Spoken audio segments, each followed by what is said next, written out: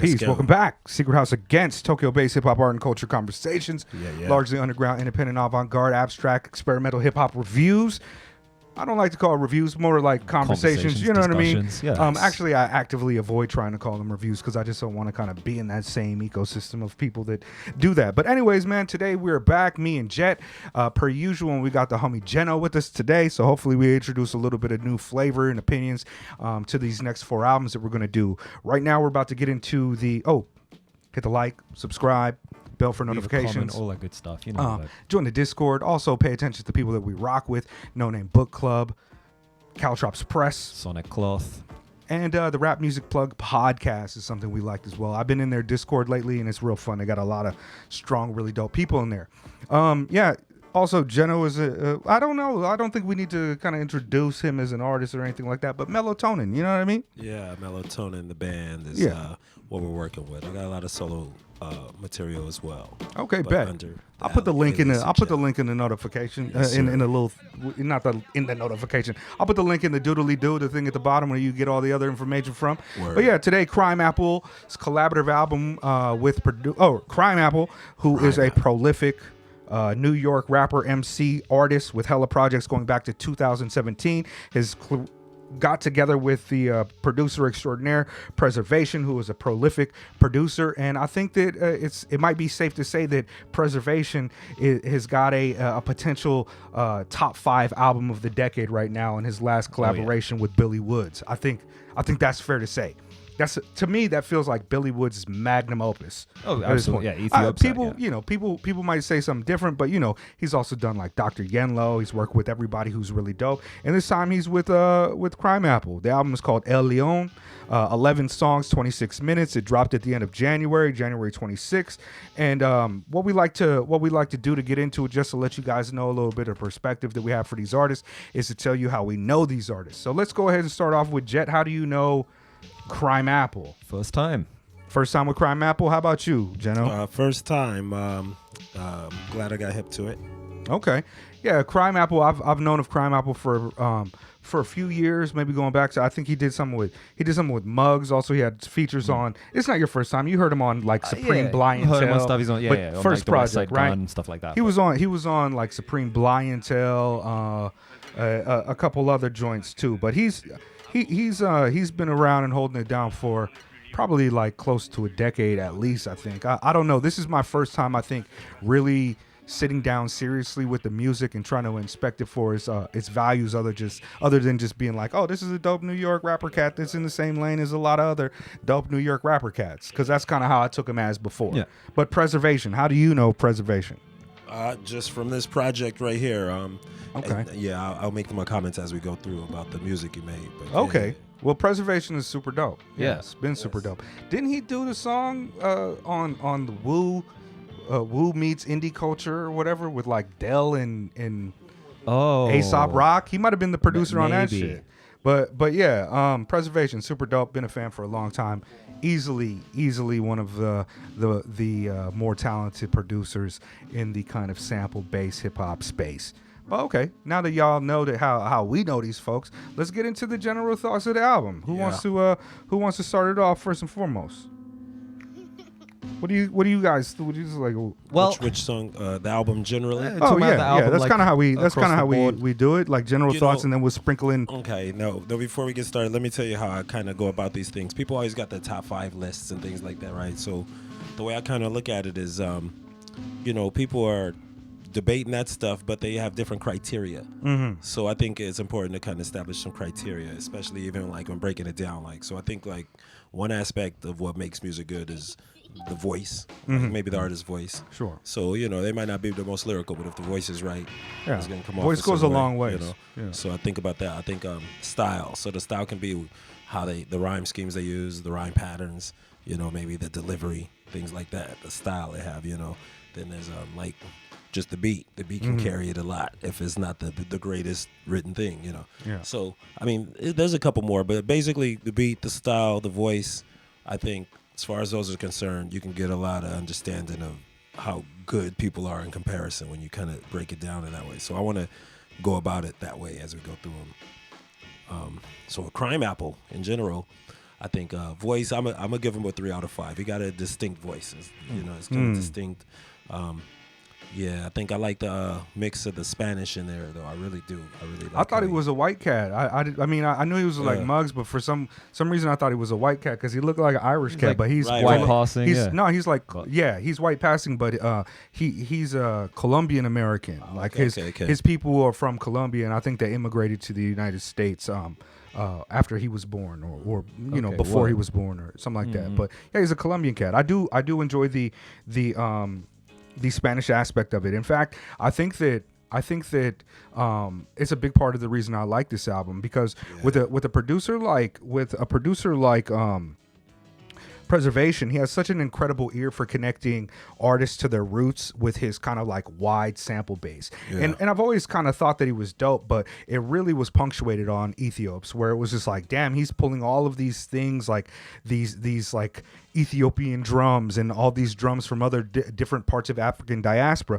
This album, to me, it's like he's kind of like an auteur that has to put his stamp on it. It doesn't seem like he was like, here's a bunch of beats. It seemed like where you could take a verse and then just remix it to. His music doesn't seem like that to me. It seems like the music that he makes with artists is better because of kind of the world building and the intentional additions that he makes to the music to give it a really interesting experience. It's uncanny, and it's a little bit uncomparable to incomparable to his contemporaries. So one thing that I like about this album a lot is that while it follows like a lot of the trappings that you would expect from like New York drumless, sample-based, gritty, dark-sounding stuff. Yeah. Like, you have you have the Spanish element. I think that's probably the most striking thing. Yeah. The fact that he goes into these bilingual flows. Yeah. Even the title of the album and everything like that. Title of the album also ties into the theming, right? The lion itself as like a creature and as like an entity that exists throughout the record on both like a literal and a metaphysical level.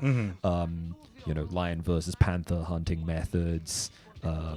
Paw prints in the sand, and probably some of these Spanish titles I can't read. And then, of course, you've got Preservation, who like just freaks it a little bit differently to some of the cats that you would expect to see on like a Griselda record or something like that. And all of those things kind of take at its core, the concept of this like New York boom bap drumless type thing, and just elevate it a little bit. There's like a degree of like uniqueness and finesse that's been applied to the whole thing. I'm not familiar with the Ethiops that you're talking about, and you're talking about the Ethiopian drums, but I guess, that seems appropriate if it's called Ethiops. But I thought, knowing this record now, knowing that this guy spit in the Spanish, I thought it was very interesting because the type of horns that were coming through at the like intros on some of these songs, it was really kind of gave me a nice Latin feel, so I think it did definitely fit the mood of the type of rhyme that was coming through. Indeed. One of the things I feel as though this album for me expanded my thoughts on what CRIMEAPPLE was doing. It kind of endeared him to me in a way that I now view him different from a lot of his what might be considered his contemporaries, people who meet the criteria for these East Coast rappers that are kind of like street level rappers, right? There's a level of maturity here from and kind of introspection and personality that comes through in his music that it's not necessarily that straightforward fly rapper shit with some humor like an Action Bronson or even an ST Knack who sprinkles in Spanish and shit. Or I mean it's even different than some of the cats who lean towards like a more wisdom style like a Sky Zoo or an Elzai. His shit, this album to me felt incredibly cinematic. It kind of reminds me of a cinematic feel like only built for Cuban Links.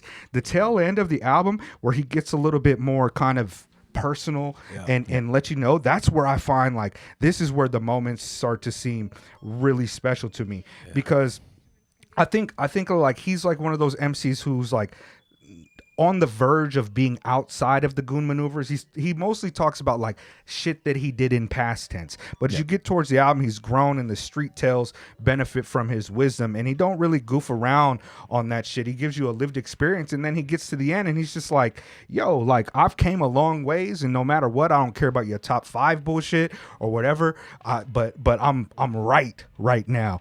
But on top of that, he's still just a dope rapper who's styling, talking about being dope. and his experiences. And I think that type of thing is important when you have artists that are rapping about some of these antisocial type of things. And we're going to review another artist today who I think is even comparable to the East Coast kind of almost subgenre of this sound with the Huss Kingpin, but very different in terms of not necessarily like the craftsmanship. They're both like really well. I would say Huss is a little bit more into the poetic devices than CRIMEAPPLE, and CRIMEAPPLE is not like funny like an action, but man, like CRIMEAPPLE's doing something different. This album to me was shockingly good. As you get towards the end of the album, I was just like, holy shit. And like you said too, Geno, like the album starts with kind of this, it sounds like this black exploitation kung fu action hero crescendo, right? There's a very cinematic aspect to it. The second track is like this with Sadat X, it's got like this big band kind of crescendo, relooped, and it just sounds really dope. And as you get towards the end of the album, yo, like once you get to what is it? Vida Mantequilla. Butter Life. Butter Life. Yeah. Like, yo, it gets wild. And the bars are incredible. But the production, man, I don't want to say it carries CRIMEAPPLE, but it does allow him to come across as a more like serious art. I don't even know if I want to call it that, but it's just something about it. Paul Prince's sound, it makes CRIMEAPPLE seem like larger than life, like a I don't know. I got a lot out of this shit. Yeah. I got it on in the background now. But Okay. Yeah, I don't know. You guys want to go through some of the tracks one by one and shit? Like, this is our first time recording together, so we got to get our rhythm and see how we bounce off each other and shit like this. Go for it. I'm from the school of battle, so I like a braggadocio rhyme that doesn't have to have a topic. Just kind of going on whatever you're feeling. I like it. I love it. That's probably 75% of what I write, honestly. But so when I sit through these albums, though, I could vibe with that all day. And sometimes I do want to hear something topical. So for that, like this, he had this joint, Cuanto Te Quiero. Yeah, I like that joint. When I Want You. Yeah, exactly. When you start speaking Spanish, that one is this shit is I don't not know. really when. That's like cuando. So it's like cuanto. I always want you, or I want you now, or something. Not really when, but maybe it's a different aspect of time. But it's like always or now, maybe cuanto. Let me check. But no, you're right. Yeah. I mean, like, Let me see. That one is great. It sounds like it's about his mom. If I'm breaking it down correctly, I don't know. He's talking about slower, introspective. Something about raising kids. I don't Quiero know, can mean like love you as well, right? So Quiero is want you, want you. or love, yeah. Yep, absolutely.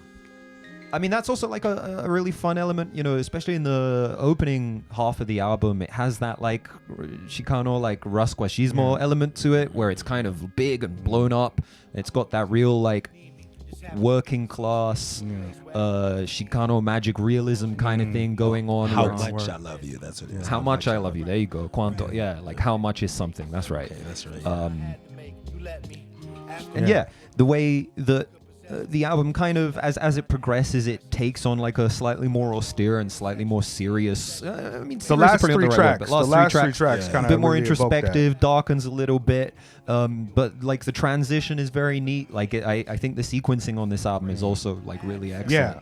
It's really well constructed. It's an album to me. It doesn't sound like a bunch of tracks that came together. It sounds like something very deliberate. But it's not all like serious or whatever either. A lot of the shit is just kind of like really dope. Yeah. Like what he says, I'm having fun with the blonde on a Friday. Your bitch built like Nachos Belgrande. That's just amazing, bro. That shit is fucking amazing. And the wordplay on it is just it's just like really dope. But Preservation, he has like this kind of odd cut sample, and then at the end like he lets it play out a little bit, and then he brings in like the sound of like guitar, like motorcycles or something. It gives it a really cinematic feel. Right. I like the musical feel. He didn't, it's bittersweet to me. It's good and bad, and I'm gonna tell you what it is. Like through the verses, the beats are real sparse, and it's kind of choppy how he likes that style. And then the musicality part, like you said, at the end, he'll bring it in, or in the intro. I like it going interspersed with the verse. You know what I'm saying? I like to hear it like that. But he kind of pulls it back during the verses, which gives it room to breathe. You got to listen to the lyrics for that, so that's cool. you know. But I think like the it's- music, so I yeah. wanted to hear it all through it, you know. Yeah. It is kind of like one of the things about this kind of lane that he occupies with the other artists. Like they're really into those truncated kind of loops, like the lineage of like Stroke of Death, like old, you know, Ghostface Killer type of weird off beats, and with Preservation there's a little bit more of a musicality and a thoughtfulness about making it more than just like sample drums, or you know what I mean, sample. There's always like sometimes I'm surprised how he's able to pull it off, where it's seamless, that he takes a part of the sample and then like lets it bleed out, and then there's another orchestral part that works well. He's really good at that. There's always all of Preservation's work is very textured, right? There's always kind of it's hard to tell where one sample begins and one ends sometimes, because he's like introducing and like removing elements, and he's doing it with like a very fine touch most of the time. Like things will come in. There's like a muted guitar on this track. Like if I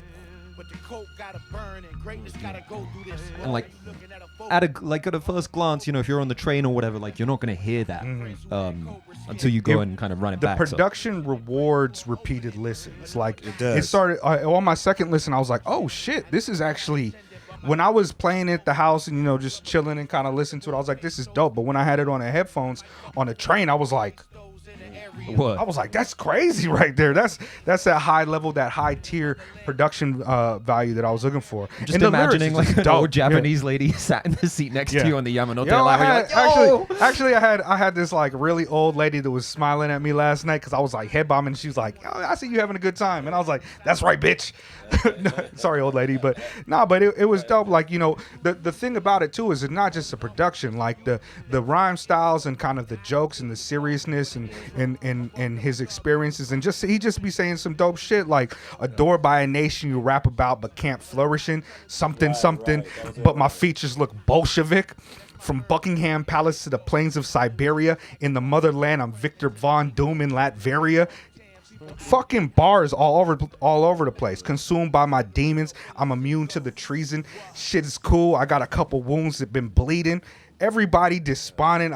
I think of a gram where you can't comment. Yeah, bro. I was like, all right, yeah, but your bitch being built like Nacho's Belgrande is just is top tier. Perhaps the poet laureate of our time. Shit talk. Yeah, and the features on this are dope. I was actually expecting, you know, Sadat X is on this, and I was expecting Sadat to have a verse. And shout out to, you know, the god Sadat X. He's an educator now. He teaches or whatever, and I'm a fan. And he just kind of rocks like with the chorus, but it really adds and gives a flavor to the album. And his voice is so fucking dope in the first place. Yeah. You know, I don't have anything to say about the Spanish bars because I don't speak Spanish, but he makes it sound like some shit dope is going on to it. I follow Sadat on Instagram and actually sent him a message about 4 or 5 months ago. I was like, oh, just dope. I used to be a brand newbie in here. Okay. And I made the mistake of writing Derek X on it, right? He wrote me back like, only my mom called me Derek. It's Sadat. It's Sadat. I was like, oh, my bad. All right. Don't be too familiar. Right. But I think, you know, for me, I'm gonna have to go back and listen to some more of CRIMEAPPLE, and I like his style. He kind of moved himself ahead of some of the other artists that are occupy this space for me. Before, I thought he was just like another one, you know what I mean? Like another one that does this, and it's not that I dislike this kind of approach of rhyming or you know, the regional sound or whatever like that. It's just that it's not necessarily the wheelhouse I go to the most often, and when I do, I've already had like my cats that I go to. When I want to kind of like a more like a wisdom with a lot of experience, I might go to Conway. If I want to listen to, you know, like a wisdom with a little bit less street life and some other shit, I might go to Sky Zoo. Or, you know, if I want to hear the stacking styles more, I'll go to Este Nac or Al Divino or you know, any of the Griselda cats and cats in that orbit. But CRIMEAPPLE, I was like, all right, shit. Like I didn't know we was doing a Colombian. Yeah. I mean, when you highlighted it, I was like, yeah, all right, cool, you know, I'll check it out, whatever. But like when you were like, yeah, some like real cool like East Coast shit, and I was like, oh, it's an East Coast hip hop like record produced by Preservation called The Lion. I'm like, I don't know if I'm gonna like this, like, you know, just like the theming is kind of on the nose or whatever, but the way it actually all comes together is really interesting. Right. I think it's a great project. It's a What great do project. y'all got for like your favorite tracks on the album? Paw Prints in the Sand, I think, was one of mine. I like the beat on that Camino Solitario. What's that? Like Lonely Road? Lonely Road thing. Yeah, it must be Lonely Road. Yeah, I put a note that one had some change ups more in the beat. I felt like, so like I said, I like the beat to have some movement. I don't dislike it the way they put it, but the music was so musical. I wanted to hear a lot of that through everything, and I think that song had a little bit more kind of movement in the beat, the Camino. Solitario. But the Paw Prints, Yeah, I'd probably go with Don't Mention It, Camino Solitario, Vida Mantequilla. I got Boulevard, Paw Prints in the Sand, and Vida Mantequilla. Mantequilla. Yeah. life, baby. It's a hard word. Yeah. Butter. Like, I also got the Melina Dorada and then the Camino Solitario. Like I ended up liking most of the songs. It's 11 songs. Yeah. Yeah, at least I got 5 of 27 them minutes. listed down as my favorites just to figure it out. But yeah, this album rewards re-listens, man. It's dope. And it's not a long album. It's Concise, good and concise. gets to the point, but at the same time, it does have a lot to unpack. Like you said, it rewards multiple listens. It's a very well crafted record, and it's an album. It's not a collection of songs. It felt like a little bit cinematic to me, man. It felt like a movie. It felt like a Scarface type of, but like without the bad guy dying. Right. Like you know what I mean? Like it was good, and I'm happy for CRIMEAPPLE, man. Figure it out. Solid project. Get all old together and shit. Yeah, definitely a solid project. Secret House Against the World, hip hop conversations, underground and such. Thanks, Geno, for joining us today. Join our Discord. You know what I mean? Patreon. And Give us things your like money. that. We got people on there, man. People backing us up. You know what I mean? Some of the illest artists out backing us up. So hey, Mantequilla. that's how I knew how to pronounce it shit. Cause I was like tequila. It's like butter, baby. Having fun with 'em.